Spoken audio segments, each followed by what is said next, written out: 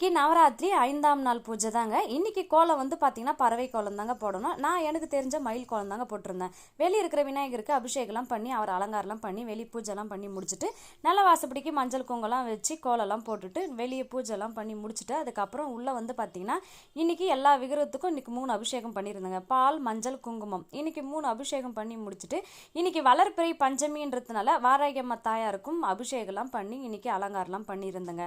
நம்ம வீட்டில் இன்னைக்கு நவராத்திரி பூஜையும் வாராகியம்மா பூஜையும் ஒன்னாவே சேர்த்து தாங்க பண்ணியிருந்தேன். தாயாருங்களுக்கு அபிஷேகம்லாம் பண்ணி முடிச்சுட்டு மஞ்சள் குங்குமம்லாம் வச்சு இன்னைக்கு அலங்காரம்லாம் பண்ணி முடிச்சுட்டுங்க. இன்னைக்கு நவராத்திரி 5ஆம் நாள் வந்து பூஜை வந்து பார்த்தீங்கன்னா வைஷ்ணவி தாயார் மோகினி அவதாரம் எடுத்த வைஷ்ணவி தாயாருக்கு தாங்க இன்னைக்கு பூஜை. இன்னைக்கு நெய்வேத்தியம் வந்து பார்த்தீங்கன்னா தயிர் சாதமும் கடலைப்பருப்பு சுண்டல் தாங்க இன்னைக்கு நெய்வேத்தியம் பண்ணணும். இன்னைக்கு பூக்கள் வந்து பார்த்தீங்கன்னா பன்னீர் ரோஸும் முள்ளியால் தாங்க இன்னைக்கு அலங்காரம்லாம் பண்ணியிருந்தேன். இன்னைக்கு நவராத்திரி பூஜை சிறப்பாக முடிஞ்சிச்சு. நாளைக்கு வீடியோல பார்க்கலாம்.